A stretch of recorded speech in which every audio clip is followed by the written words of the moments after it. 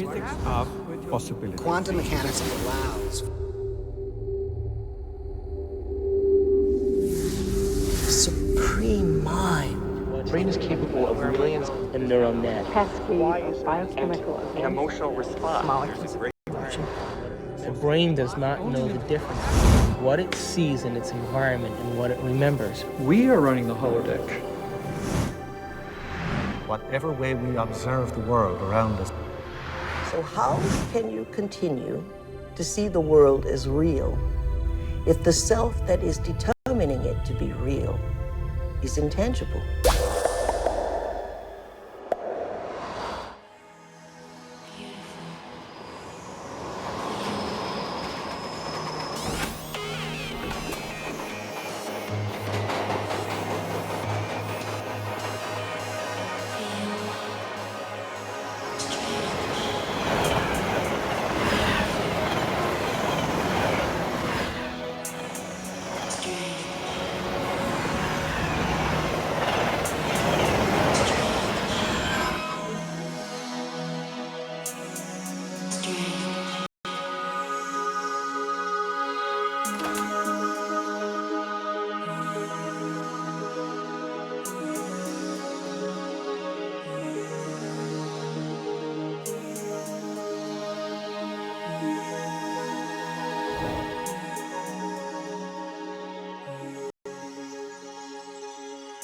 Are all realities existing simultaneously?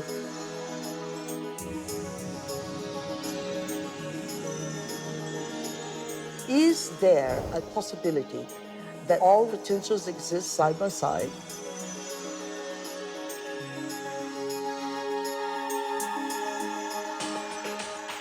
Have you ever seen yourself through the eyes of someone else that you have become?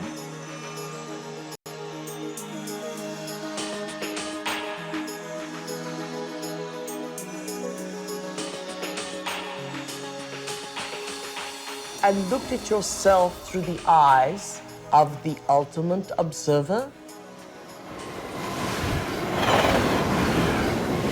Who are we? Where do we come from? What should we do? And where are we going? Why are we here? Well, that is the ultimate question, isn't it? What is reality?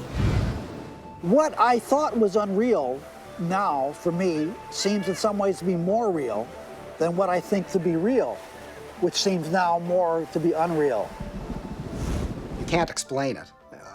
And anybody who gets too lost and anybody who spends too much time trying to explain it is likely to get lost forever down the rabbit hole of mysteriousness. I think the more you look at quantum physics, the more mysterious and wondrous it becomes. Quantum physics, in very succinctly speaking, is a physics of possibilities. These are questions, these are addressing questions of how the world feels to us, of whether there's a difference between the way the world feels to us and the way it really is. Have you ever thought about what thoughts are made of? I think some of the things we're seeing with the children today is a sign that the culture is in the wrong paradigm and not appreciating the power of thought. Every age, every generation has its built-in assumptions that the world is flat, or that the world is round, etc. There are hundreds of hidden assumptions, things we take for granted that may or may not be true. Of course, in the vast majority of cases, historically, these things aren't true. So presumably, if history is any guide, much about what we take for granted about the world simply isn't true. But we're locked into these precepts without even knowing it oftentimes. That's a paradox. Modern materialism strips people of the need to feel responsible. And often enough, so does religion. But I think if you take quantum mechanics seriously enough, it puts the responsibility squarely in your lap, and it doesn't give answers that are clear-cut and comforting.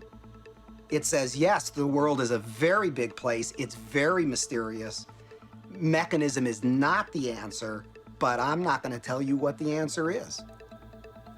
Because you're old enough to Decide for yourself. Is everyone a mystery? Is everyone an enigma? They most certainly are. Asking yourself these deeper questions opens up new ways of being in the world. It brings in a breath of fresh air. It makes life more joyful. The real trick to life is not to be in the know, but be in the mystery.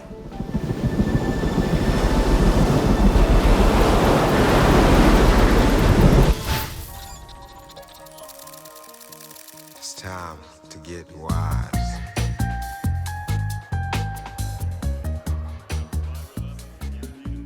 Why do we keep recreating the same reality? Why do we keep having the same relationships? Why do we keep getting the same jobs over and over again? In this infinite sea of potentials that exist around us, how come we keep recreating the same realities? Isn't it amazing that we have options and potentials that exist, but we're unaware of them? Is it possible that we're so conditioned to our daily lives, so conditioned to the way we create our lives, that we buy the idea that we have no control at all? We've been conditioned to believe that the external world is more real than the internal world. This new model of science says just the opposite. It says what's happening within us will create what's happening outside of us. There's a physical reality that is absolutely rock solid, and yet it only, if you want to put it this way, it only comes into existence when it bumps up against some other piece of physical reality. That other piece may be us, and of course we're partial to those moments. But it doesn't have to be either. It could be just some incidental rock comes flying along and interacts with this fuzzy mass of stuff, and sure enough, it provokes it into a particular state of existence. And there were philosophers in the past that said, look, if I kick a rock and I hurt my toe, that's real. I feel that, it feels real, it's vivid, and that means that it's reality. But it's still an experience, and it's still this person's perception of it being real. Scientific experiments have shown that if we take a person and hook their brains up to certain PET scans or computer technology and ask them to look at a certain object, and they watch certain areas of the brain light up, and then they've asked them to close their eyes and now imagine that same object. And when they imagine that same object, it produced the same areas of the brain to light up as if they were actually visually looking at it. So it caused scientists to back up and ask this question. So who sees then? Does the brain see, or do the eyes see? And what is reality? Is reality what we're seeing with our brain, or is reality what we're seeing with our eyes? And the truth is that the brain does not know the difference between what it sees in its environment and what it remembers, because the same specific neural nets are then firing. So then it asks the question, what is reality?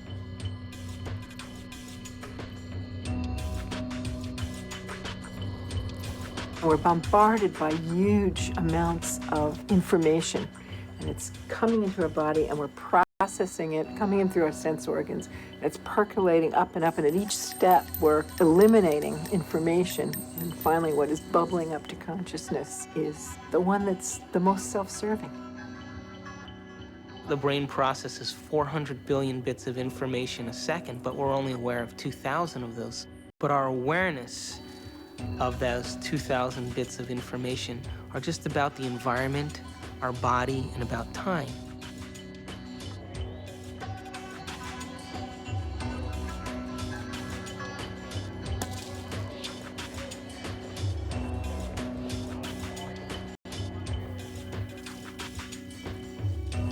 We're living in a world where all we see is the tip of the iceberg, the classical tip of an immense quantum mechanical iceberg. Hey, wow! You got a lot of shots to develop? No. Oh, bummer. Well, I'll catch you later.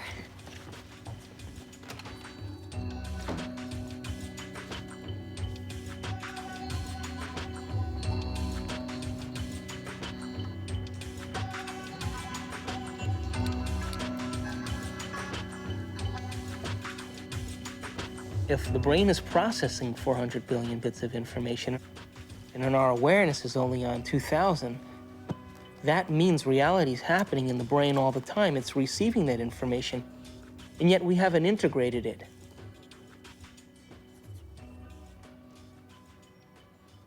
The eyes are like the lens, but the tape that's really seeing is the back of the brain. It's called the visual cortex. It's right back here. It's like this camera, and it's tape. Did you know that the brain imprints what it has the ability to see? Now, this is important. For example, this camera is seeing a lot more around me than what is here, because it has no objection and no judgment.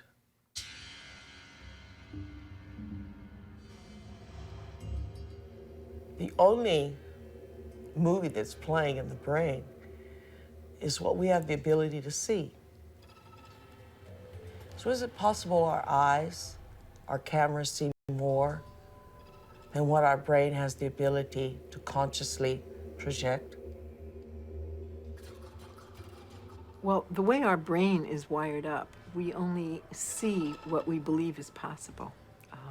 We match patterns that already exist within ourselves through conditioning. So a wonderful story that I believe is true is that when the Indians, the Native American Indians on the Caribbean islands saw Columbus's ships approaching, they couldn't see them at all because it was so unlike anything they had ever seen before. They couldn't see it. When Columbus's armada landed in the Caribbean, none of the natives were able to see the ships, even though they existed on the horizon. The reason that they never saw the ships was because they had no knowledge in their brains or no experience that clipper ships existed. So the shaman starts to notice that there's ripples out in the ocean, but he sees no ship, but he starts to wonder what's causing the effect. So every day he goes out and looks and looks and looks, and after a period of time, he's able to see the ships. And once he sees the ships, he tells everybody else that ships exist out there because everybody trusted and believed in him. They saw them also.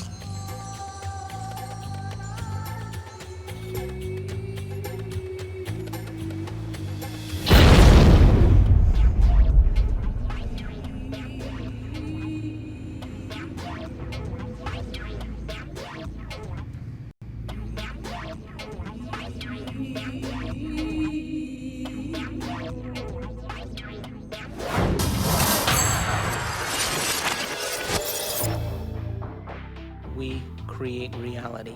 We're reality-producing machines. We create the effects of reality all the time. We always perceive something after reflection in the mirror of memory. As far as whether or not we're just living in a big holodeck or not, it's a question that we don't necessarily have a good answer to. I think this is a big philosophical problem that we have to deal with in terms of what science can say about our world, because we are always the observer in science. So we are still always constrained by what is ultimately coming into the human brain that allows us to see and perceive the things that we do. So it is conceivable that all of this really is just a great illusion that we have no way of really getting outside of to see what is really out there. Your brain doesn't know the difference between what's taking place out there and what's taking place in here. There is no out there, independent of what's going on in here.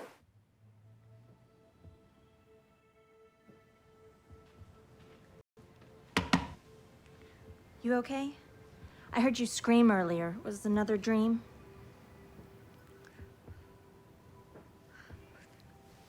You were an Indian, watching Columbus's ship materialize out of thin air. Wow.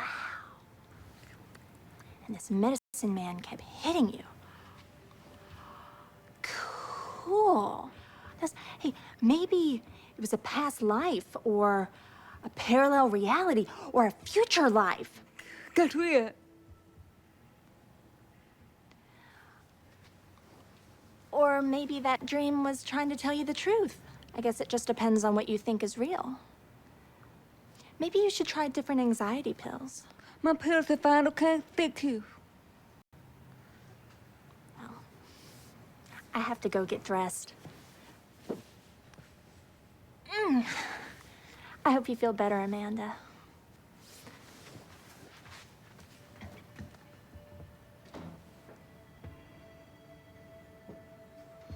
God, Amanda. I could be such an asshole.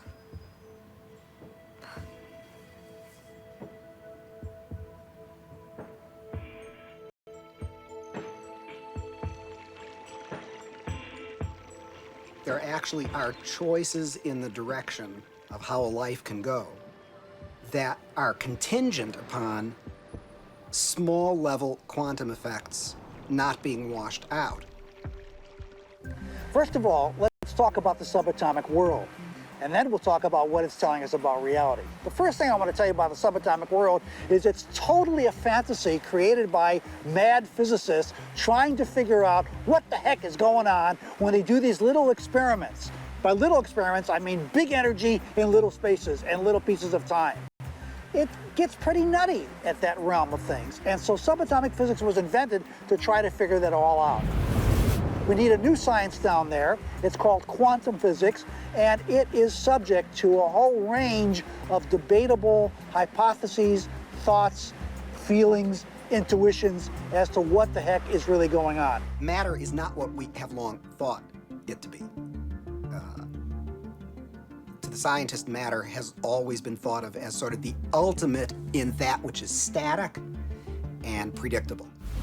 Within all the atoms and molecules, all the space within that, the particles take up an insignificant amount of the volume of an atom or molecule, the fundamental particles.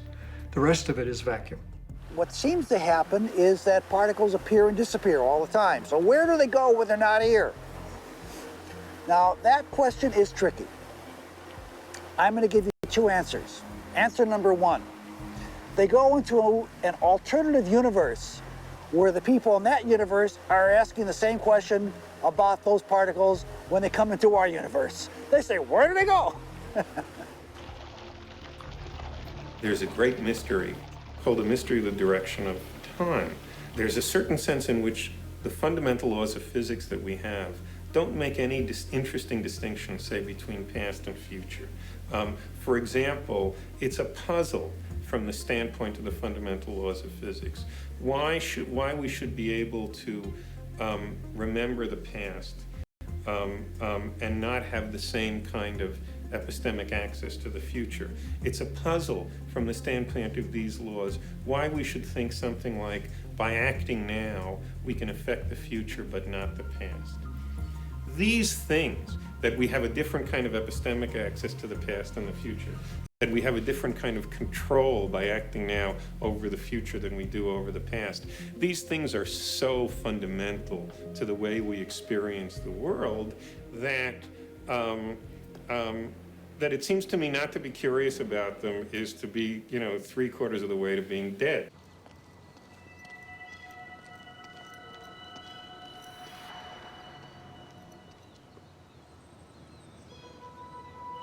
You want to shoot some hoops?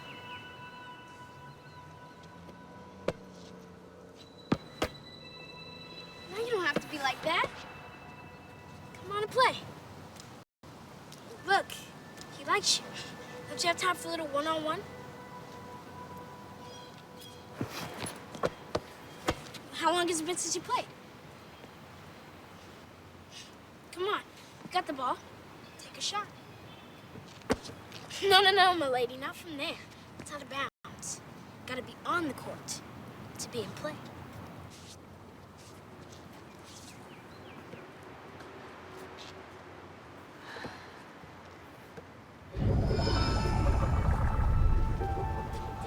Welcome to Duke Reginald's court of unending possibilities.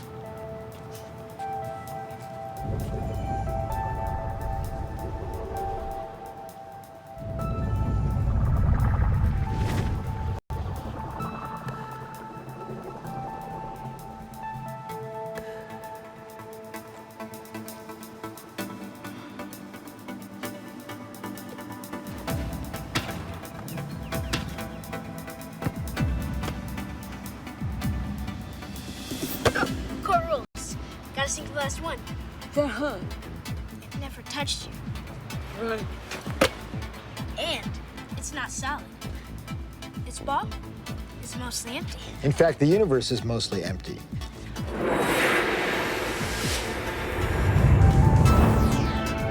We like to think of space as empty and matter as solid. But in fact, there is essentially nothing to matter whatsoever. It's completely insubstantial. Take a look at an atom. We think of it as a kind of hard ball. Then we say, oh, well, no, not really. It's this little tiny point of really dense matter right at the center, surrounded by a kind of fluffy probability cloud of electrons popping in and out of existence. But then it turns out that that's not even right. Even the nucleus, which we think of as so dense, hops in and out of existence just as readily as the electrons do. The most solid thing you can say about all this insubstantial matter is that it's more like a thought. It's like a concentrated bit of information. What makes up things are not more things, but what makes up things are ideas, concepts, information. And like I said, it never touches.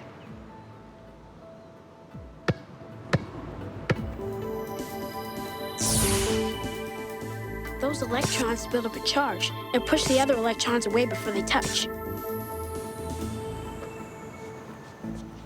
So nobody touches nothing. Come on, put your stuff down. Nobody's gonna take it. Like I said, this is my court. It's no problem.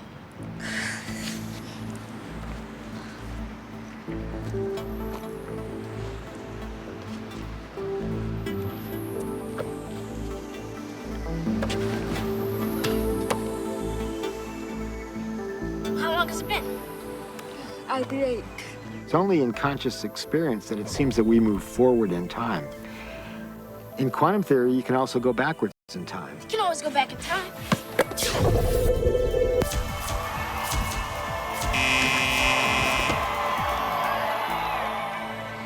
What's the matter?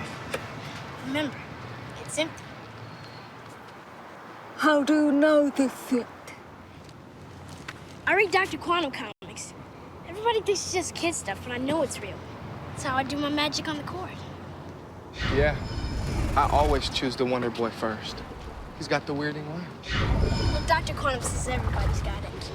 Everybody's doing it. Doing it constantly. Each and every time you look. When you ain't looking, it's like a wave. When you are looking, it's like a particle. When you are not looking, there are waves of possibility. When you are looking, then there are particles of experience. A particle, which we think of as a solid thing, really exists in a so-called superposition, a spread out wave of possible locations. And it's in all of those at once. The instant you check on it, it snaps into just one of those possible positions. Quantum superposition implies that a particle can be in two or more places or states simultaneously. And this is a very bizarre concept and one of the hallmarks of the quantum world. Superheroes use superposition, with the world being potential strips of reality. Until we choose. Heroes choose what they want. Being in many places at once, experiencing many possibilities all at once, and then collapsing on the one. The question is, how far down the rabbit hole do you want to go?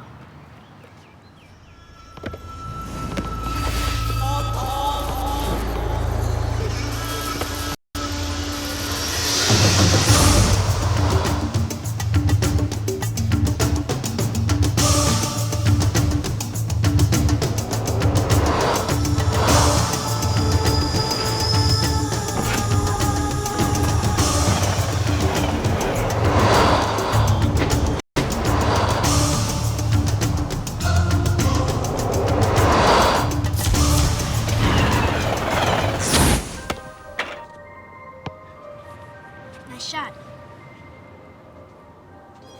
How can a system or an object be in two or more states at the same time? It's very easy. Instead of thinking of things as things, we all have a habit of thinking that everything around us is already a thing. existing without my input, without my choice. You have to banish that kind of thinking. Instead, you really have to recognize that even the material world around us, the chairs, the tables, the rooms, the carpet, camera included, all of these are nothing but possible movements of consciousness. And I'm choosing moment to moment out of those movements to bring my actual experience into manifestation. This is the only radical thinking that you need to do. But it is so radical, it's so difficult, because our tendency is that the world is already out there, independent of my experience. It is not. Quantum physics has been so clear about it. Heisenberg himself, co-discoverer of quantum physics, said atoms are not things. They are only tendencies. So instead of thinking of things, we have to think of possibilities. They're all possibilities of consciousness. You now can see in numerous labs around the United States objects that are large enough to be seen by the naked eye, and they are in two places simultaneously. And you can actually take a photograph of that. Now, I suppose if you showed a photograph, they'd say, oh, great, here's this nice blob of colored light, and I see there's a bit of it over here, and another bit of it. So you got a picture of two dots. What's the big deal? And if you say, well, look right in the chamber. You can see it right there. Oh, I see two things there. You say, no, that's not two things. That's one thing. It's the same thing in two places. I'm not sure that people's jaw would drop about it, because I don't think people really believe it. And I don't mean that people say, oh, you're lying, or, oh, the scientists are confused. I think it is so mysterious that you can't even understand how amazing it is. And then furthermore, you've seen Star Trek and whatnot. Beam me up, Scotty. So it all seems sort of, oh, well, what does that really mean? But you've got to really stop and think about what that means, that it's the same object and it's in two places at once. And people tinker in the lab and they get angry about things and they have lunch and they go home and they lead their lives just as though nothing utterly astounding is happening, because of course that's how you have to go about it. And yet there is this completely amazing magic sitting right in front of your eyes. Quantum physics calculates only possibilities. But if we accept this, then the question immediately comes, what chooses among these possibilities to bring the actual event of experience? So we immediately see that consciousness must be involved. The observer cannot be ignored. We know what an observer does from a point of view of quantum physics, but we don't know who or what the observer actually is. Doesn't mean we haven't tried to find an answer. We've looked. We've gone inside of your head. We've gone into every orifice you have to find something called an observer, and there's nobody home. There's nobody in the brain. There's nobody in the cortical regions of the brain. There's nobody in the subcortical regions or the limbic regions of the brain. There's nobody there called an observer. And yet we all have this experience of being something called an observer, observing the world out there. Is this the observer, and which is so intricate to understanding the wacky, weird world of quantum particles and how they react? Is this, then, the observer? In my modeling, the observer is the spirit inside the four-layered bio-body suit. And so it's like the ghost in the machine.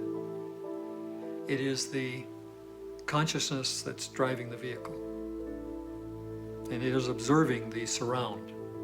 The four layers of the bio-body suit have all kinds of sensory systems to pick up signatures from the surround.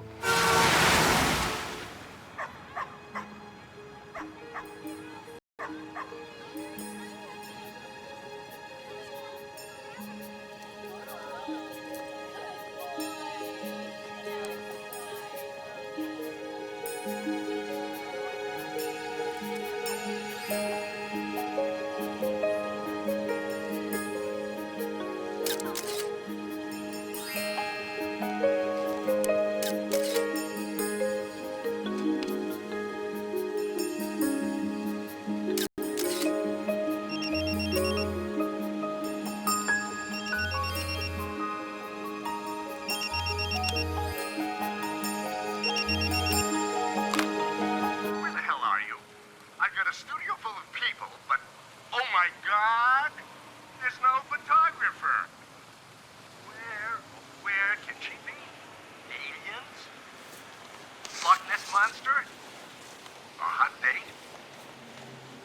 In Washington, D.C., the so-called murder capital of the world, there was a big experiment in the summer of 1993 where 4,000 volunteers came from 100 countries to collectively meditate for long periods of time throughout the day.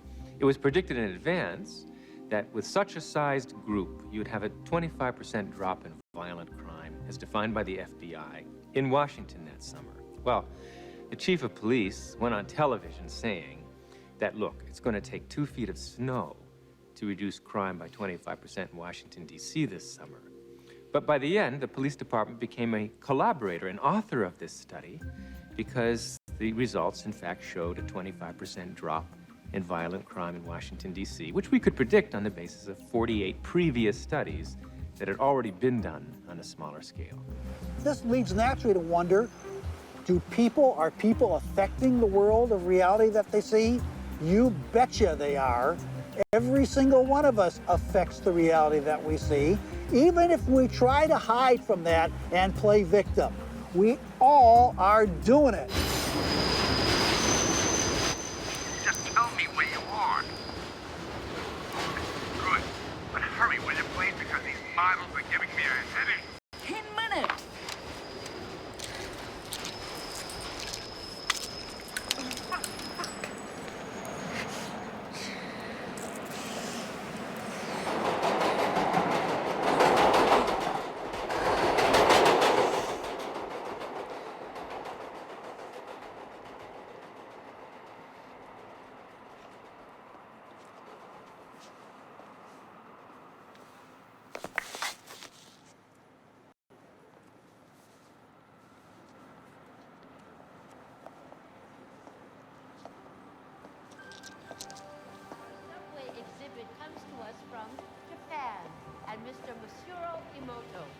Mr. Emoto became terribly interested in the molecular structure of water and what affects it. Now, water is the most receptive of the 4 elements. Mr. Emoto thought perhaps it would respond to non-physical events. So he set up a series of studies, applied mental stimuli, and photographed it with a dark field microscope. This first picture is a picture of water from the Fujiwara Dam. And this picture is the same water after receiving a blessing from a Zen Buddhist monk.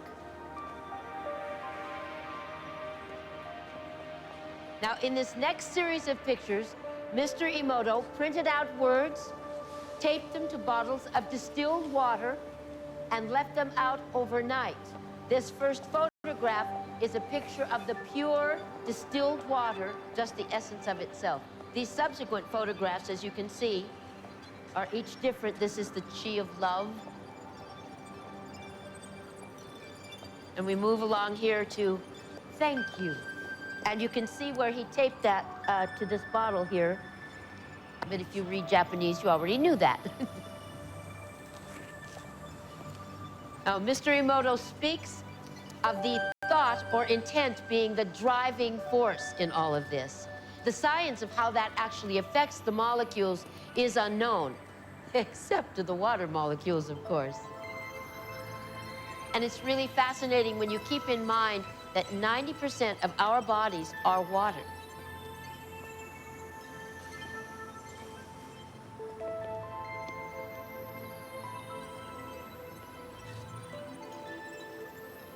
Makes you wonder, doesn't it? If thoughts can do that to water, imagine what our thoughts can do to us.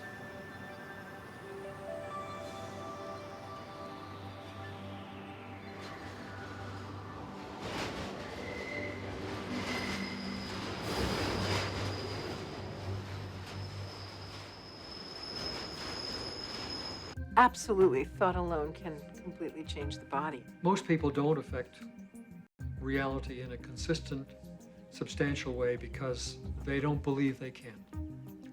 They write an intention and then they erase it because they think that's silly. I mean, I can't do that. And then they write it again, and then they erase it. So time average, it's a very small effect.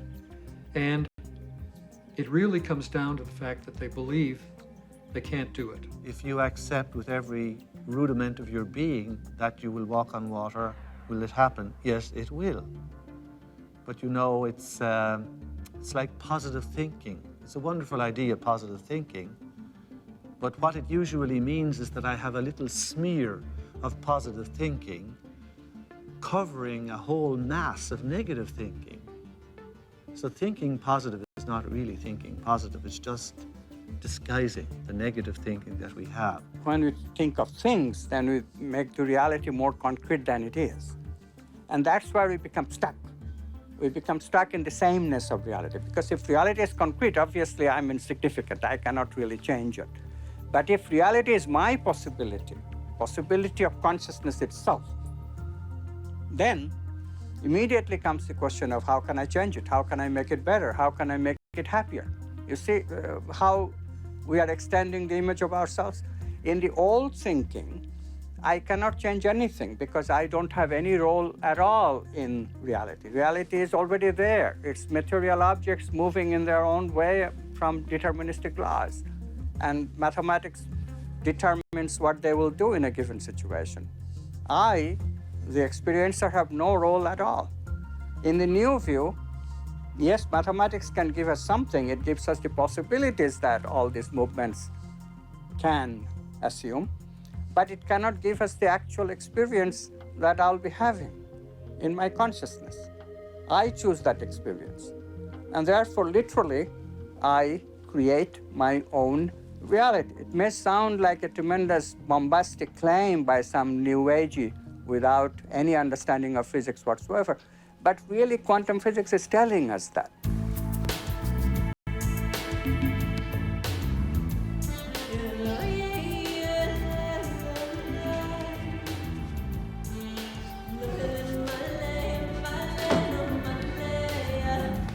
Hey, how was the shoot? So.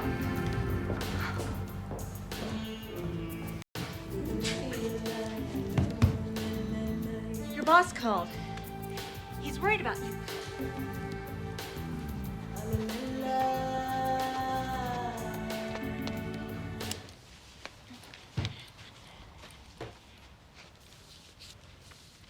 Amanda, I want to thank you for letting me stay here. I know I'm a bit much sometimes and that it's been tough after Bob and all. And you've just been so wonderful. I mean, I make a mess and, well, I clean up afterwards, but it's not really your style. Sometimes I think you make me sane. Me? The day I make someone sane, they're in trouble. Anyway, I made you something as a thank you gift.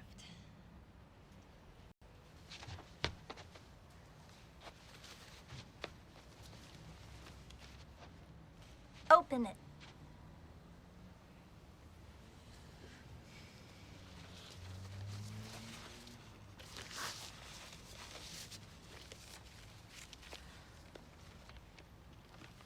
I went through your pictures and picked my favorite ones. And it took me forever because there's so many good ones.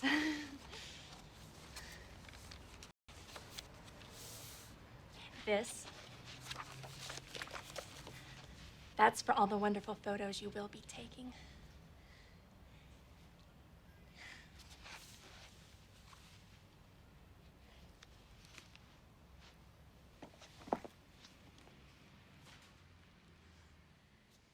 Oh. I've had a strange day. Thank you.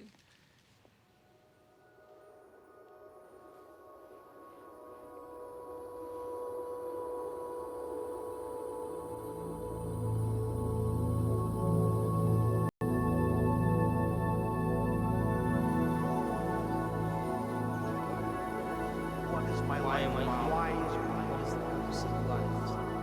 Where am I going? What happens when I die? Why is there anything at all? What is reality? It makes you wonder, doesn't it? If thoughts can do that to water, imagine what our thoughts can do to us. Reality ultimately comes down to our experience. Successful answer. Have you ever thought about what thoughts are made of? Is there a substance of thought? I guess it just depends on what you think is real. The world being possible timelines of reality. Until we choose. Are all realities in the quantum field existing simultaneously? I definitely think addiction is something really simple, something that you can't stop. There literally are different worlds in which we live. There's the macroscopic world that we see. There's the world of our cells. There's the world of our atoms. There's the world of our nuclei. These are each totally different worlds. They have their own language. They have their own mathematics. They're not just smaller. Each is totally different, but they're complementary. Because I am my atoms, but I am also my cells. I'm also my macroscopic physiology. It's all true. They're just different levels of truth. The deepest level of truth uncovered by science and by philosophy is the fundamental truth of unity. At that deepest subnuclear level of our reality, you and I are literally one.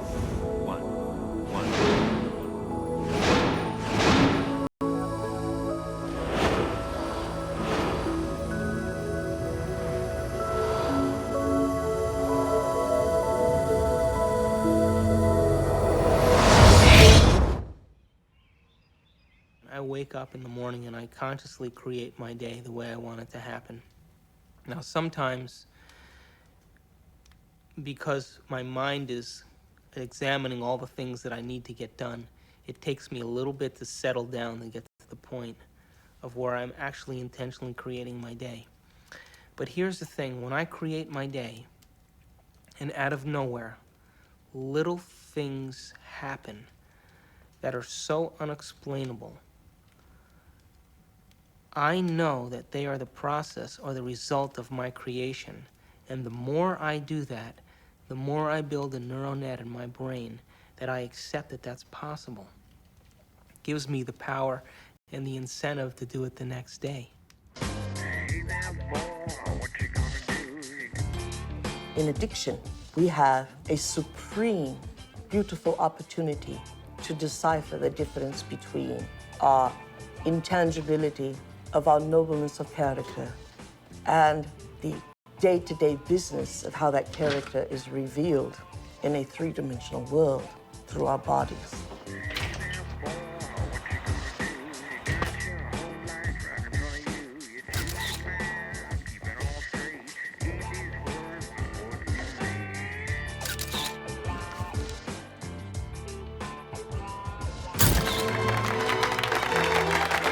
Hate weddings. And what we will learn is that addiction is the feeling of a chemical rush that is cascaded through the bodies through a whole assortment of glands and ductless glands and through the spinal fluid, a feeling that some would call a sexual fantasy. It only takes one sexual fantasy for a man to have a hard-on. In other words, it only takes one thought here for a man to have an erection in his member. And yet, there was nothing outside of him that gave him that. It was what was within him that gave him that. Oh, hey, Amanda, I didn't know you were there. Guilty. A wedding. Come on, blink. This is a good assignment, if you'd see it that way. What to see? I do. They did. Oh, God, Amanda. I mean, you live in your past. I mean, everything with you is about what happened. You hate churches, you hate weddings, you hate guys. And I want you to go scope it out. Don't need to. I got married there. I know. I took the pictures, remember? You got too many memories clouding your vision.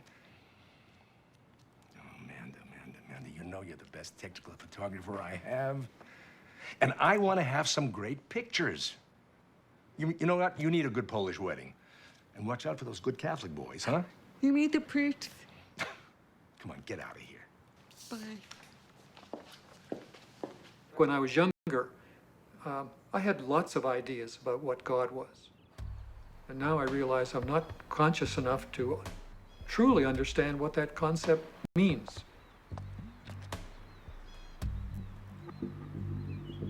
That I am at one with the great being that made me and brought me here and that formed the galaxies and the universes, etc. How did that get taken out of religion? It was not hard.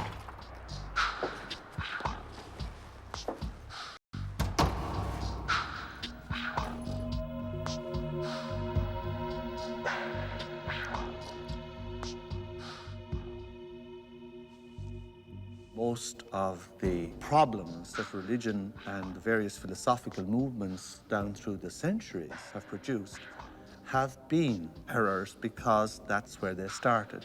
That God is a distinct, separate being from us, to whom I must offer worship, whom I must cultivate, humor, please, and hope to attain a reward from at the very end of my life.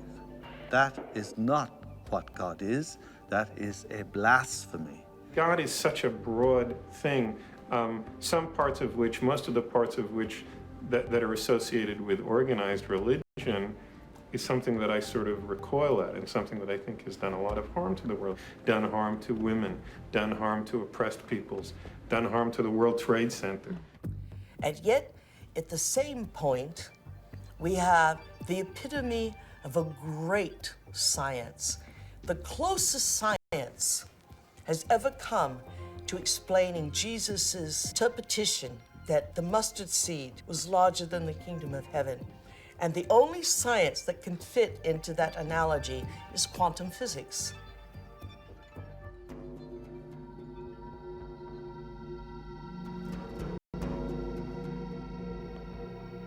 Now, we have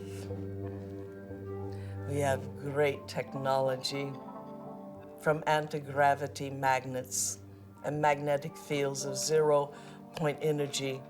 We have all that, and we still have this ugly, superstitious, backwater concept of God.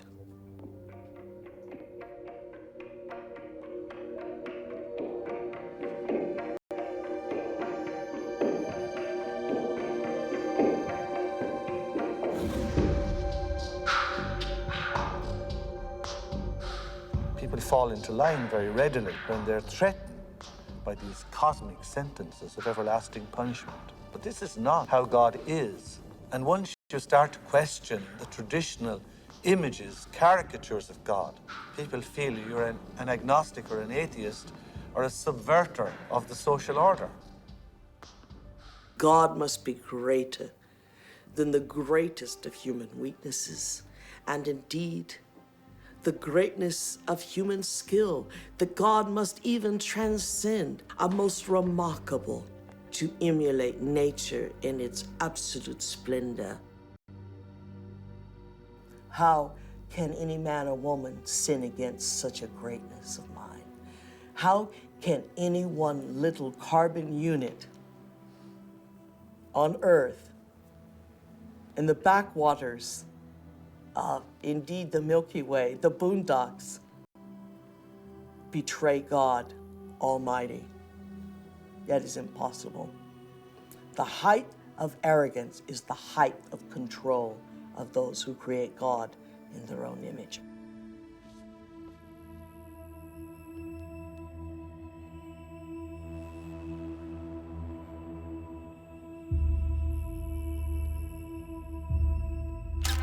I now present to you Mr. and Mrs. Richard Buck Filipowski.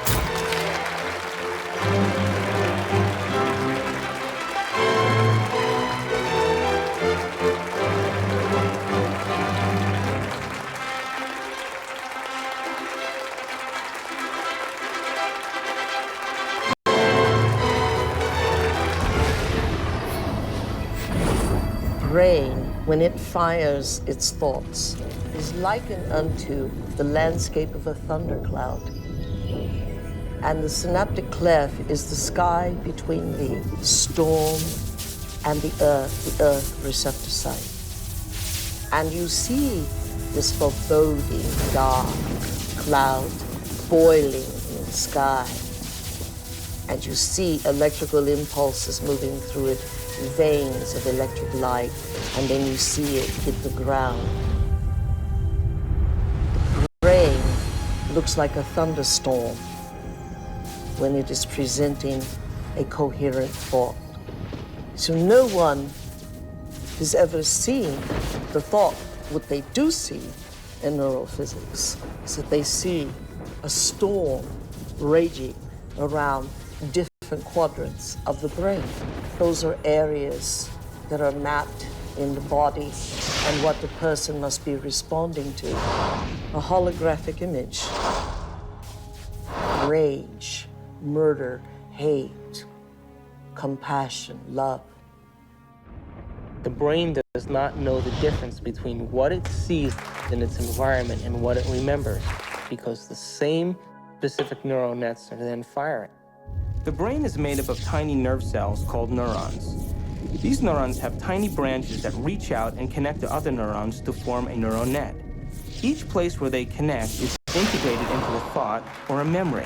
Now, the brain builds up all its concepts by the law of associative memory. For example, ideas, thoughts, and feelings are all constructed and interconnected in this neural net, and all have a possible relationship with one another.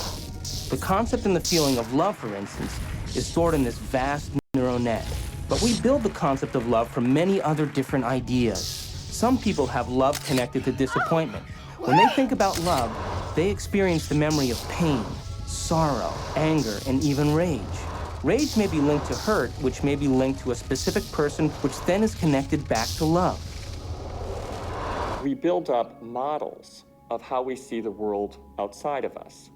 And the more information that we have, the more we refine our model one way or another.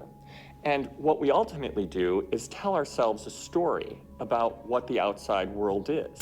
Any information that we process, any information that we take in from the environment is always colored by the experiences that we've had and an emotional response that we're having to what we're bringing in. Who is in the driver's seat when we control our emotions or we respond to our emotions? We know physiologically that nerve cells that fire together wire together. If you practice something over and over again, those nerve cells have a long-term relationship. If you get angry on a daily basis, if you get frustrated on a daily basis, if you suffer on a daily basis, if you give reasons for the victimization in your life, you're rewiring and reintegrating that neural net on a daily basis, and that neural net now has a long-term relationship with all those other nerve cells called an identity. We also know that nerve cells that don't fire together no longer wire together. They lose their long-term relationship because every time we interrupt the thought process that produces a chemical response in the body, every time we interrupt it, those nerve cells that are connected to each other start breaking the long-term relationship. When we start interrupting and observing, not by stimulus and response and that automatic reaction, but by observing the effects it takes, then we are no longer the body, mind, conscious, emotional person that's responding to its environment as if it is automatic.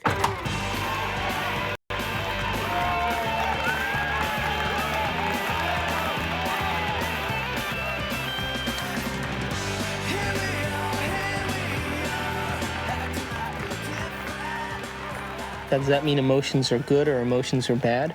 No, emotions are designed so that it reinforces chemically something into long-term memory. That's why we have them. All emotion is holographically imprinted chemicals. The most sophisticated pharmacy in the universe is in here. There's a part of the brain called the hypothalamus. And the hypothalamus is like a little mini factory. And it is a place that assembles certain chemicals that match certain emotions that we experience. Those particular chemicals are called peptides. They're small chain amino acid sequences. The body's basically a carbon unit that makes about 20 different amino acids, all together to formulate its physical structure. The body is a protein-producing machine. In the hypothalamus, we take small chain proteins called peptides, and we assemble them into certain neuropeptides or neurohormones that match the emotional states that we experience on a daily basis. So there's chemicals for anger, and there's chemicals for sadness, and there's chemicals for victimization. There's chemicals for lust. There's a chemical that matches every emotional state that we experience. And the moment that we experience that emotional state in our body or in our brain, that hypothalamus will immediately assemble the peptide that then releases it through the pituitary into the bloodstream. The moment it makes it into the bloodstream, it finds its way to different centers or different parts of the body. Now, every single cell in the body has these receptors on the outside. And one cell can have thousands of receptors studding its surface, kind of opening up to the outside world. And when a peptide docks on a cell, it literally, like a key going into a lock, sits on the receptor surface and attaches to it and kind of moves the receptor, and kind of like a doorbell buzzing, sends a signal into the cell. It's party time!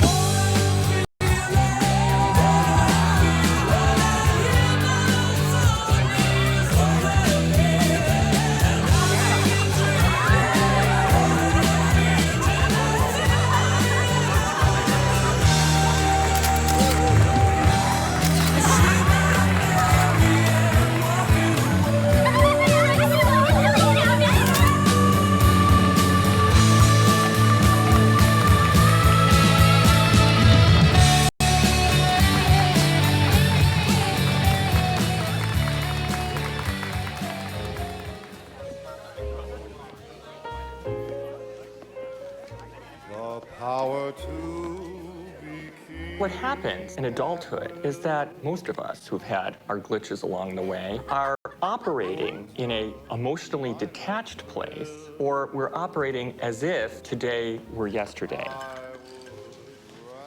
What is it? Mixed.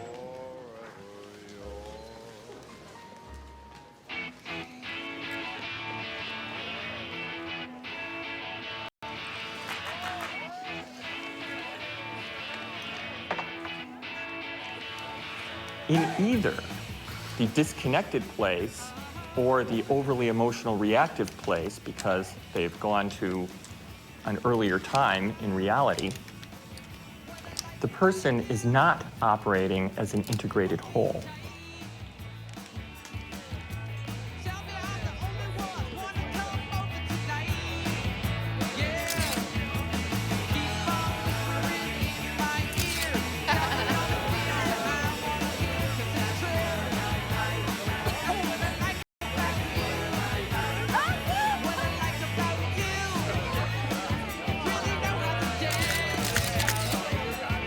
Along the outside of the cell are these billions of receptor sites that are really just receivers of incoming information. A receptor that has a peptide sitting in it changes the cell in many ways. It sets off a whole cascade of biochemical events, some of which wind up with changes in the actual nucleus of the cell. Hi, when I grew up, I want to become a photographer just like you. Oh. Got any tips? Take lots of pictures. Thanks. Each cell is definitely alive, and each cell has a consciousness, particularly if we define consciousness as the point of view of an observer. There is always the perspective of the cell. A few years later!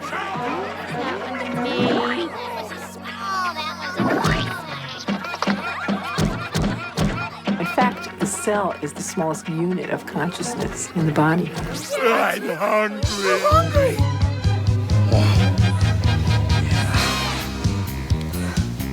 Oh yeah! We've commandeered an entire serving pan!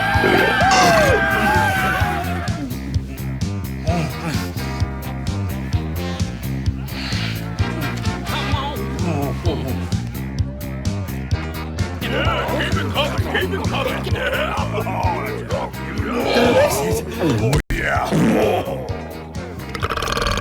Well, my definition of an addiction is something really simple. Something that you can't stop. Oh, make me suffer, please. You wanna hurt? We bring to ourselves situations that will fulfill the biochemical craving of the cells of our body by creating situations that meet our chemical needs. It always happens to me. Every day. An addict will always need a little bit more in order to get a rush or a high of what they're looking for chemically. Don't tell me to calm down. You're always bossing me around. So my definition really means that if you can't control your emotional state, you must be addicted to it. I knew this was gonna happen. That's not what we agreed upon. You're not going to screw me. Why don't you read the contract, You won't do anything about it, so I No, will. no, ma'am. Don't dip your half-eaten shrimp back into the cocktail sauce. Screw you and your health codes. I am the bride's sister. I'll stick my ass in the cocktail sauce if I damn well please. Come on. I want you to get out there and serve and make sure everybody has a full glass. Fun, fun, fun. Listen, you won't do anything about it, so You are not the sandwich. Talk just like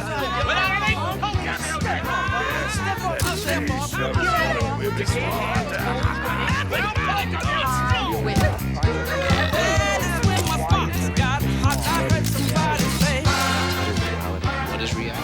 What is the real reality?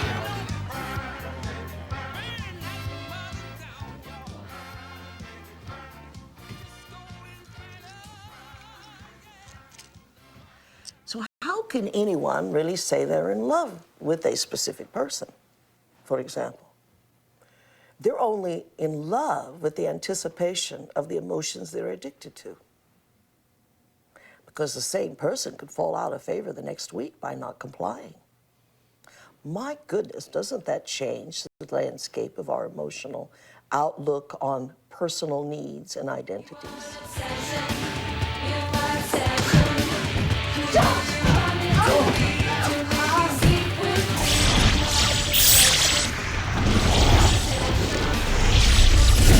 Oh, yeah.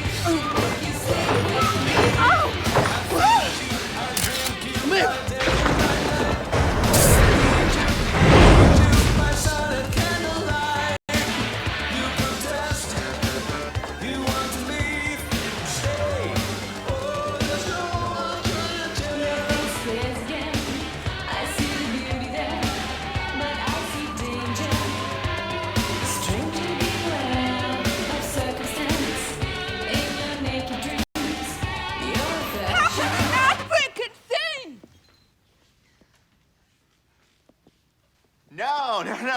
No. You got the punchline wrong. It's a photographer's joke. Go on about your music. Are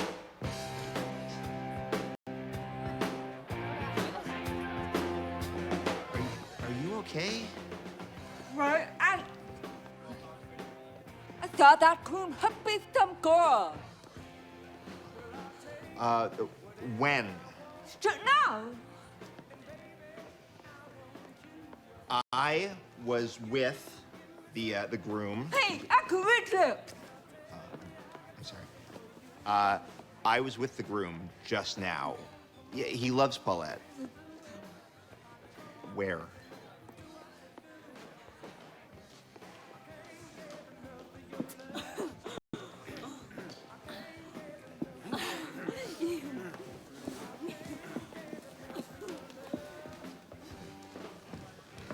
Polacks, they all look the same in a tux.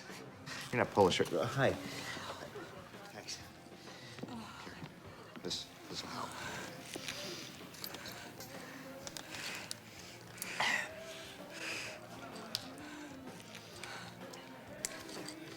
Oh, thank you. No problem. That was in my mouth. Forget it.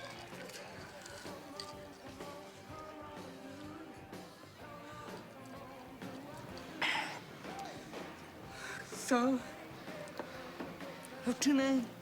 Elliot. Hi. Yeah, It's I'm Amanda. Hey, Amanda. I should have asked you what your name. You photograph a lot of weddings? I hate it. doing the thing again with my hands. I'm sorry. We are emotions, and emotions are us. Again, I can't separate emotions. When you consider that every aspect of your digestion, every sphincter that opens and closes, every group of cells that come in for nourishment and then moves out to heal something or repair something, those are all under the influence of the molecules of emotion. I mean, it's this total buzz. So you ask if emotions are bad. Emotions are not bad. They're life. They color the richness of our experience. It's our addiction that's the problem. The thing that most people don't realize is that when they understand that they are addicted to emotions... Another drink? It's not just psychological. It's biochemical. Think about this. Heroin uses the same receptor mechanisms on the cells that our emotional chemicals use. It's easy to see then that if we can be addicted to heroin, then we can be addicted to any neuropeptide, any emotion. To the groom! To the groom. Woo.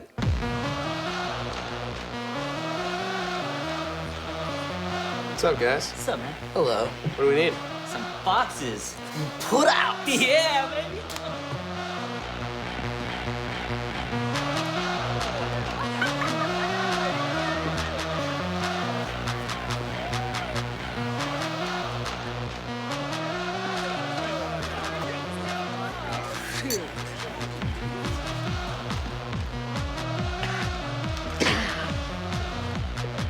So. The relevant search command that's going on is related to finding a certain emotional state. I mean, we can't even direct our eyes without having an emotional aspect to it.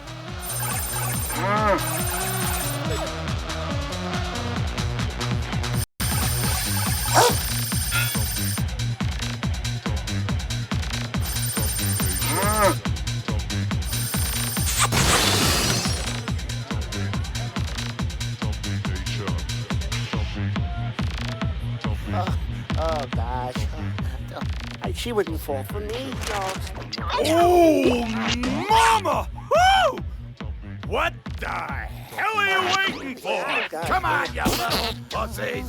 Jeez, I can't believe you guys! What are you? Ooh, come on, just get the hell out of the way!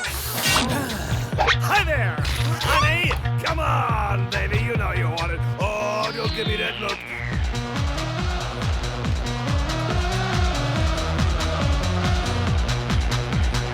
Wow. What about people who are addicted to sex?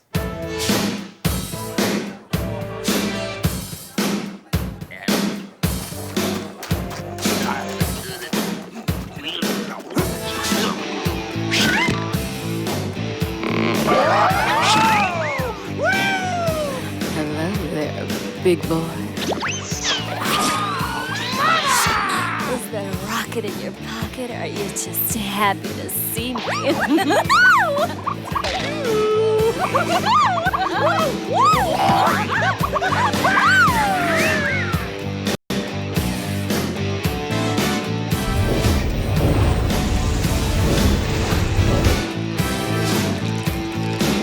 The lights are on, but you're not home.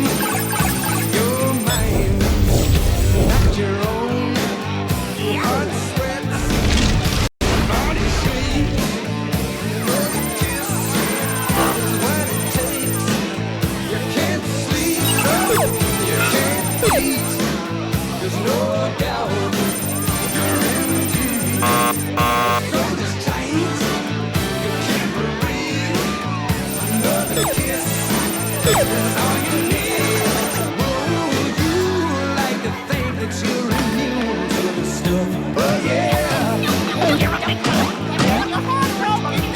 Closer to the truth to say you can't get enough and know you're gonna have to face it. You're addicted to love. You see the signs, but you can't read.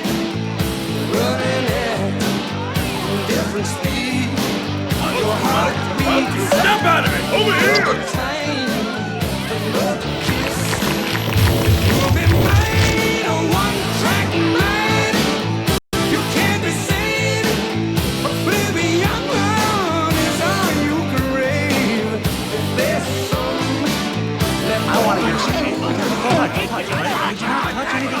pretty expensive equipment, all right?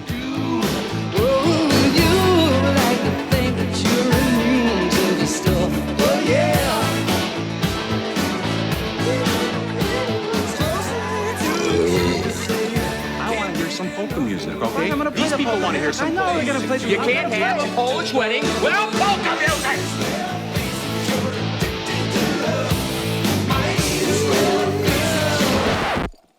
No, would you leave it alone? Keep your How can you have a Polish wedding without any Polish music?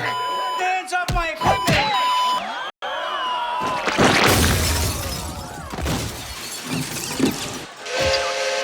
Like I said before, it ain't a Polish wedding without a polka!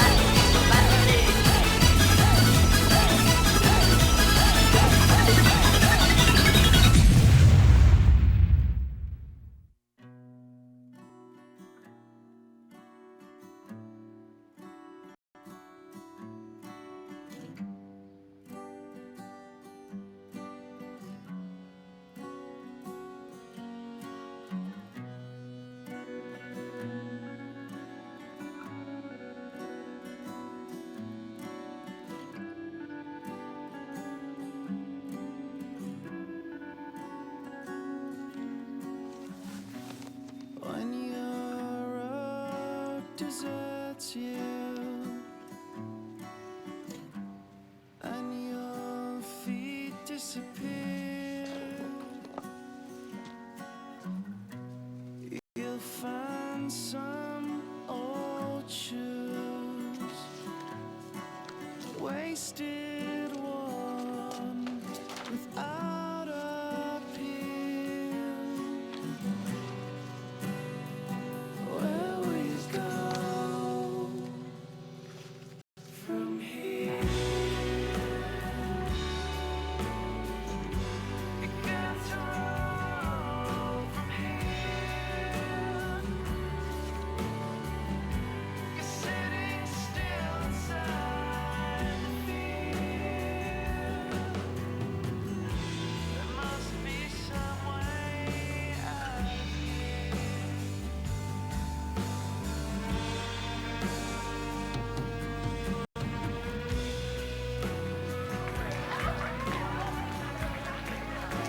Our mind literally creates our body.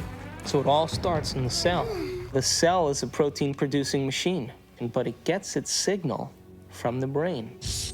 One of the things about receptors is they change in their sensitivity. If a given receptor for a given drug or internal juice is being bombarded for a long time at a high intensity, it will literally shrink up. There will be less of them, or it will be hooked up in such a way that it is desensitized or downregulated. So the same amount of drug or internal juice will elicit a much smaller response.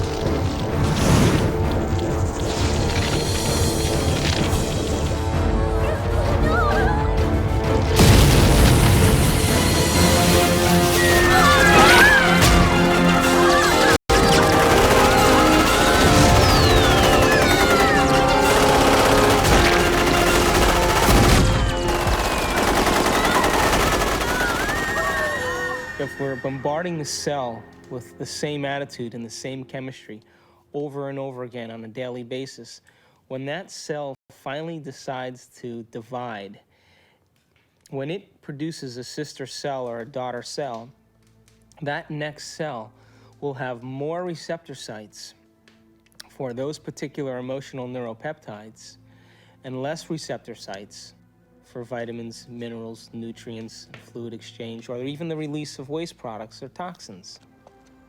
Now, all aging is a result of improper protein production. What happens when we age? Our skin loses elasticity. Well, elastin is a protein. What happens to our enzymes? We don't digest as well. What happens to our synovial fluid? Those are proteins. They become brittle and stiff. What happens to our bones? They become thin. So all aging is a result of improper protein production. So then the question arises, does it really matter what we eat? And does nutrition really have an effect if the cell doesn't even have the receptor sites after 20 years of emotional abuse to even receive or to let in the nutrients that are necessary for its health?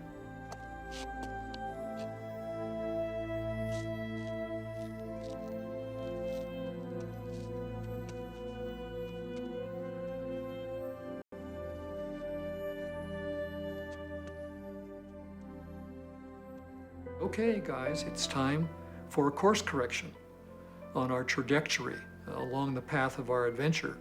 And that course correction is the movement to a new paradigm, just an expansion of the old. Just as the universe is larger than we thought it was in our modeling. And it's always larger than we think it is.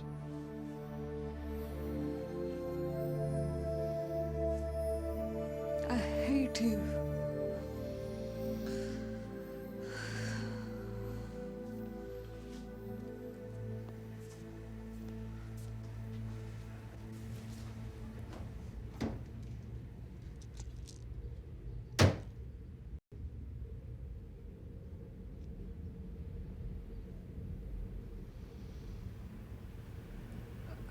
Hate you.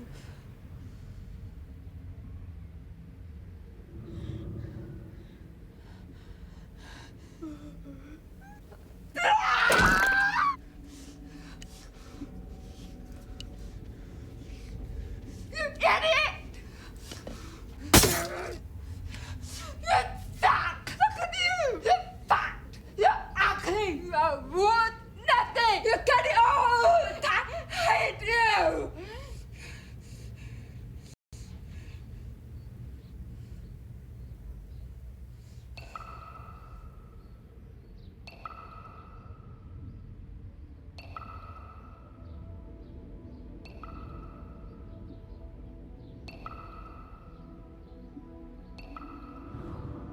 It makes you wonder, doesn't it? If thoughts can do that to water, imagine what our thoughts can do to us.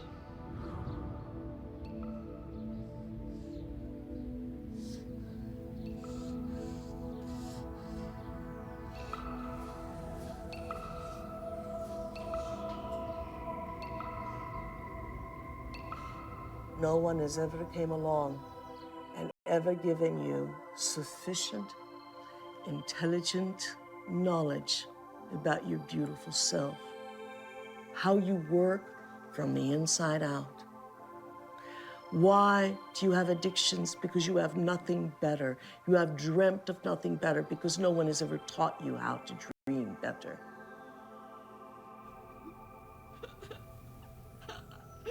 Do I think that you are bad? I don't think you're bad. Do I think you're good? I don't think you're good either. I think you're God.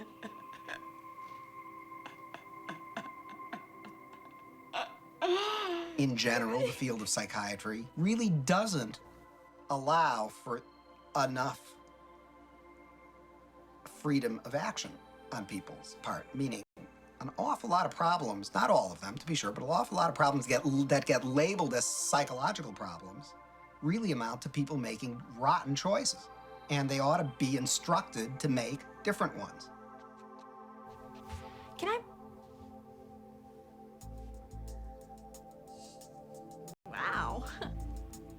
borrow some toothpaste?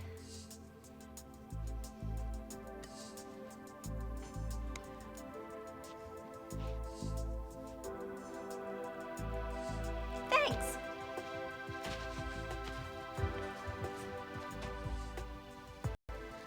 When I talk about we disappearing, I don't mean that we physically disappear. What I mean is that we move out of the area of the brain that has to do with our personality, that has to do with our association to people, our association to places, our association to things and times and events. We don't exist in the associative centers in our brain that reaffirms our identity and reaffirms our personality. For the average person in the world who lives life and considers their life boring or uninspiring is because they've made no attempt to gain knowledge and information that will inspire them.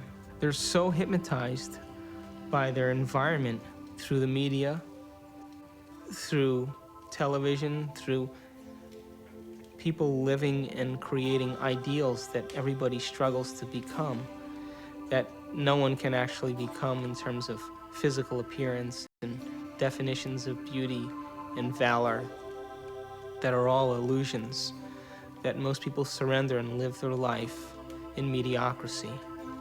And they may live that life and the soul may never really, their desire may never really rise to the surface, so they may want to be something else. But if it does rise to the surface and they ask themselves if there is something more, or why am I here? What is the purpose of life? Where am I going? What happens when I die? They start to ask those questions. They start to flirt and interact with the perception that they may be having a nervous breakdown. And in reality, what they're doing is that their old concepts of how they viewed their life in the world start to fall apart.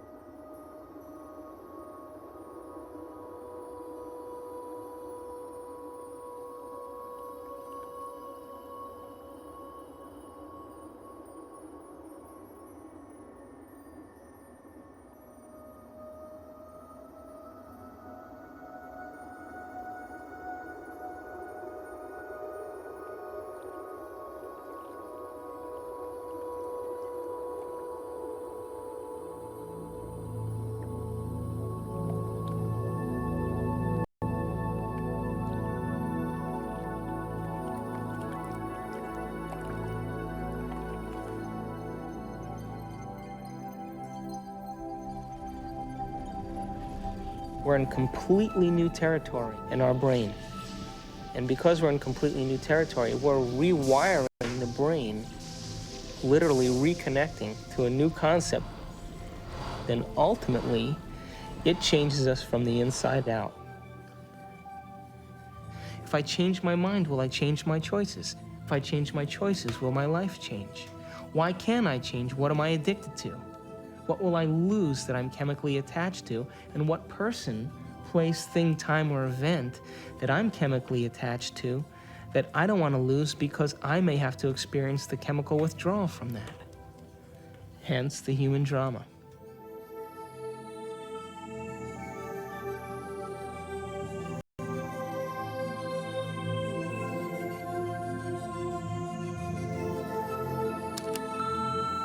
Amanda, it's Bob, and I'm just calling to say I hope that you can come tonight. I really want to see you. I really want to talk to you. I know we can work things out.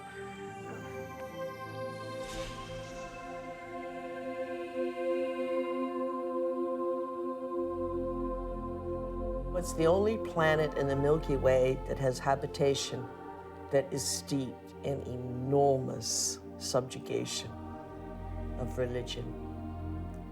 You know why that is? Is because people have set up right and wrong. If I do this, I'm going to get punished by God. If I do the other thing, I'm going to get rewarded.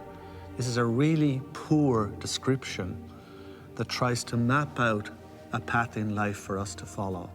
but with deplorable results, because there really is no such thing as good or bad. We're judging things far too superficially that way. Does that mean you're in favor of sin and licentiousness and depravity? No. It simply means that you need to improve your expression and understanding of what you're dealing with here. There are things that I do, and I know they'll evolve me. There are other things that will not evolve me. But it's not good or bad. And there's no God waiting to punish you because you did one or the other. There is no God condemning people. Everyone is God's.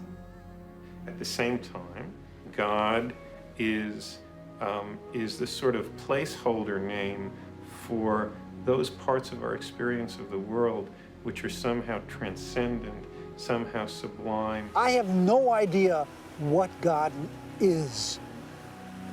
Yet I have an experience that God is. There is something very real about this presence called God. Although I have no idea how to define God, to see God as a person or a thing, I can't seem to do it. It's kind of like asking a human being to explain what God is similar to asking a fish to explain the water in which the fish swims.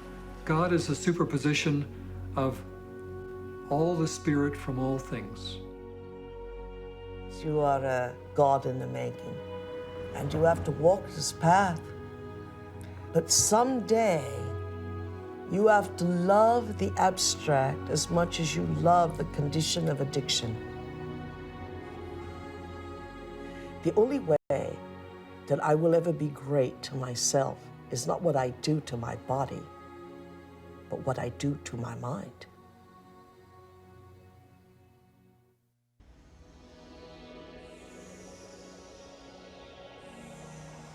So if we're consciously designing our destiny, and if we're consciously, from a spiritual standpoint, throwing in with the idea that our thoughts can affect our reality or affect our life, because reality equals life, then I have this little pact that I have when I create my day.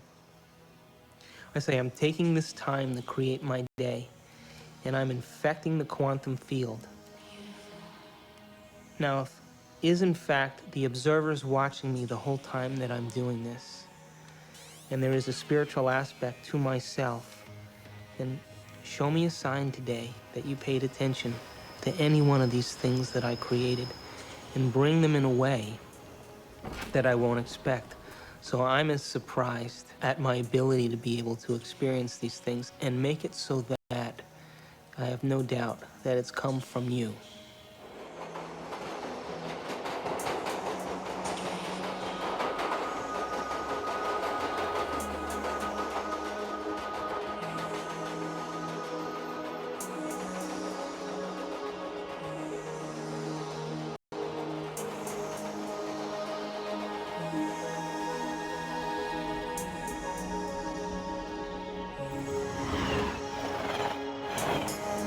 So the brain is capable of millions of different things that people just really should learn that how incredible they actually are and how incredible their minds actually are. And that not only do they have this unbelievable thing within their head that can do so many things for them and can help us learn and can actually change and adapt, and it can make us something better than what we actually are, and it can actually help us to transcend ourselves. That there may be some way that it can actually take us to a higher level of our existence, where we can actually understand the world in a deeper way, where we can understand our relationship to things and people in a deeper way, and we can ultimately make more meaning for ourselves in our world. We can show that there's a spiritual part of our brain, but it's a part that we all can have access to, and it's something that we can all do.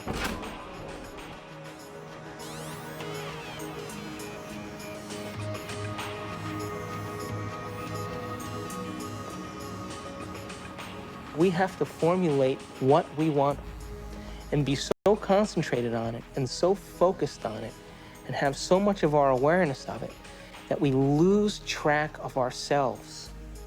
We lose track of time. We lose track of our identity. And the moment we become so involved in that experience that we lose track of ourselves, we lose track of time, that picture is the only picture that's real, and everybody's had that experience when they've made up their mind that they've wanted something. That's quantum physics in action. That's manifesting reality. That's the observer in full effect. Your consciousness influences others around you. It influences material properties. It influences your future. You are co-creating your future.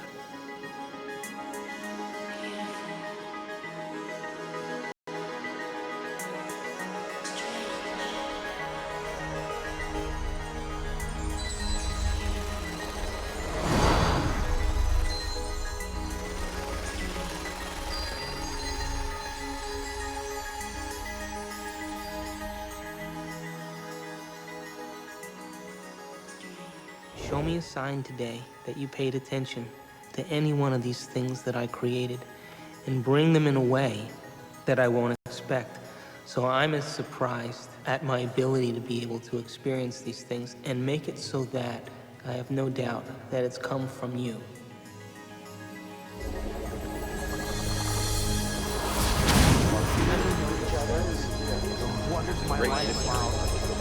Consciousness is related to something fundamental.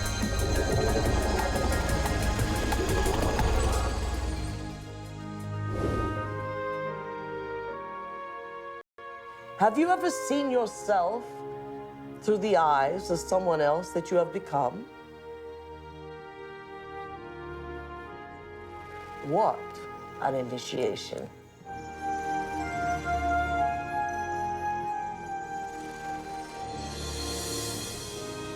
Have you ever stopped for a moment and looked at yourself through the eyes of the ultimate observer?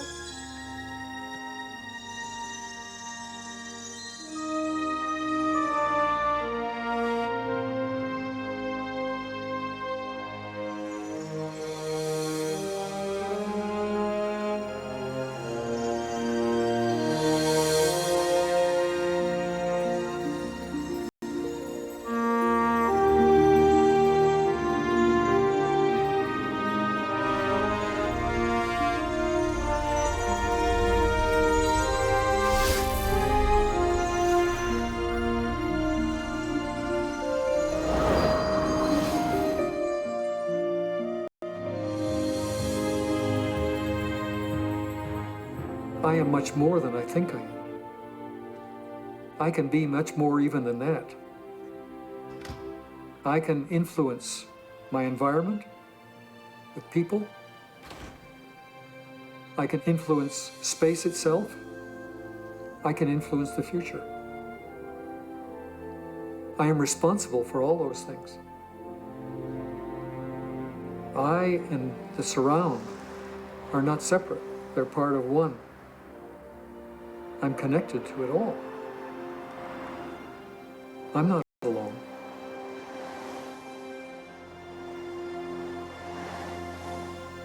Knowing that there's this interconnectedness of the universe, that we are all interconnected and that we are connected to the universe at its fundamental level, I think is as good an explanation for spirituality as there is.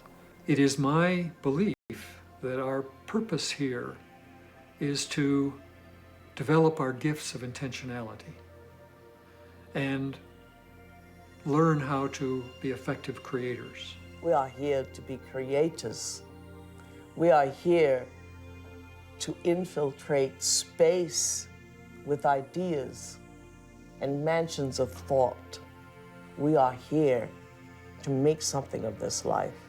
To acknowledge the quantum self, to acknowledge the place where we really have choice, to acknowledge mind. When that shift, our perspective takes place, we say that somebody has been enlightened.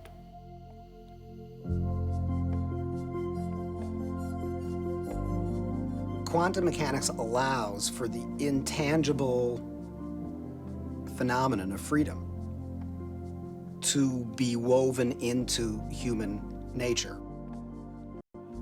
Quantum physics, very succinctly speaking, is a physics of possibilities. It opens fundamentally the question of whose possibilities and who chooses from these possibilities to give us the actual event of experience. The only answer that is satisfactory, both logically and meaningfully, is the answer that consciousness is the ground of all being. We must pursue knowledge without any interference of our addictions. And if we can do that, we will manifest knowledge in reality, and our bodies will experience it in new ways, in new chemistry, in new holograms, new elsewheres of thought, beyond our wildest dreams. All of us one day will reach the level of the avatars that we have read about in history, the Buddhas and the Jesus. Welcome to the kingdom of heaven, without judgment, without hate, without testing, without anything. That we simply are has allowed this reality we call real, from the power of intangibility, to pull out of inertness action, chaos, and hold it into its form, and we call it matter.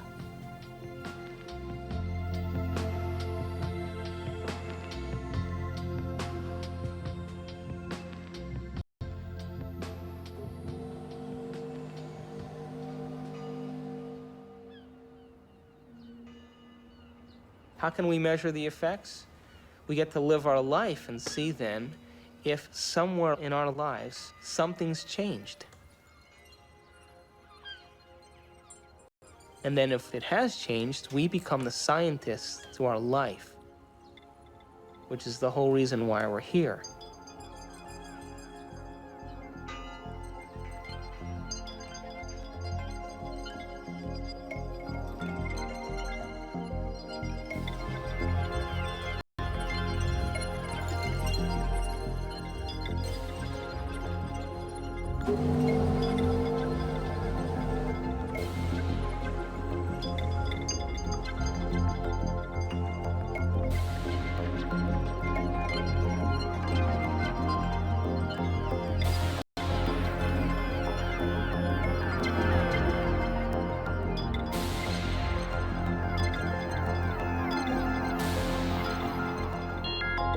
Don't just take it at face value.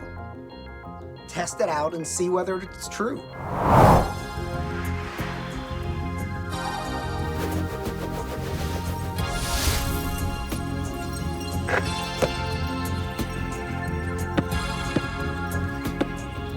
Hey, you're back. I'm back. So you never answered my question. What question? How far down the rabbit hole do you want to go?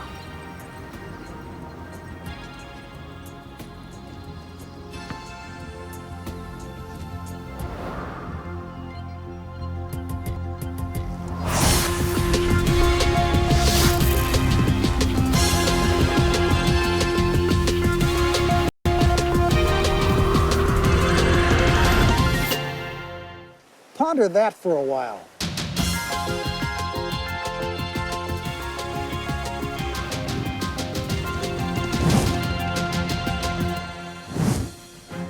My name's David Albert.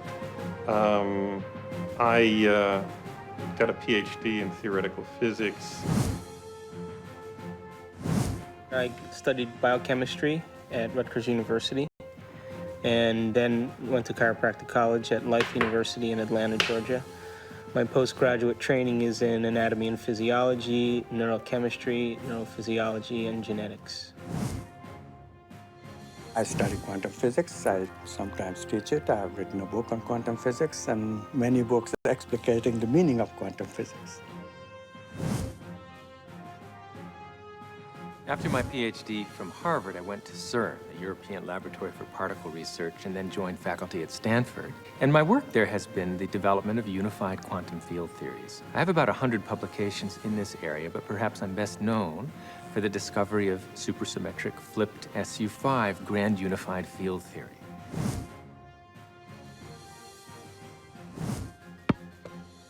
I make my living as an anesthesiologist, and every day as I put my patients to sleep, I kind of wonder where they go and why they're there in the first place. And that's one of the reasons that attracted me to anesthesia and the study of consciousness.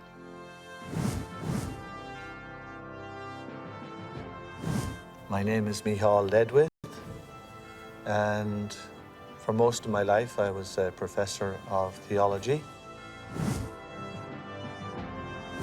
I'm Dr. Daniel Monti. I'm a physician with specialty training in psychiatry and human behavior. I'm on the full-time faculty at the Jefferson Medical College. I actually got very interested in studying this whole topic of the brain and spirituality because it had to do with a lot of the questions that I was asking ever since I was a child about reality and how we understood truth and what was real. And as I grew up and as I realized that while spirituality was, in some senses, a very important part of trying to find those answers, science also was a very crucial part. And I was ultimately looking for some way of bringing those two forces together.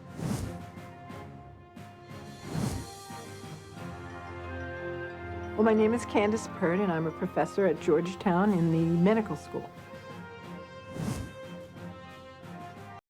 Here we are actually filming great thinkers. Everyone in this room is a great thinker. Now that we got them thinking, that's always a trick, isn't it? I should make it clear that I'm a graduate student in physics. I'm not a full-fledged theoretical physicist yet. But if fortune smiles on me and I continue to work like a dog on my problem sets and exams and whatnot, eventually what I hope to do with this is to apply fundamental quantum theory to quantum information processing. So I decided, well, if I gave up being department chairman, and if I gave up all my professional committees, and I gave up all my government committees, I would have a block of time that I could put to work. Of course, I give up all my power positions, but you have to sacrifice something. I had to keep my day job because my family needed to be fed.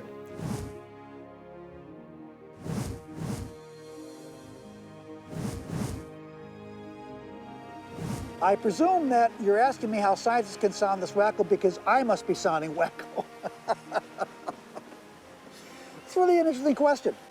If you study science long enough, and seriously enough, and dig deeply enough, if you don't come out feeling wacko about it, you haven't understood a thing.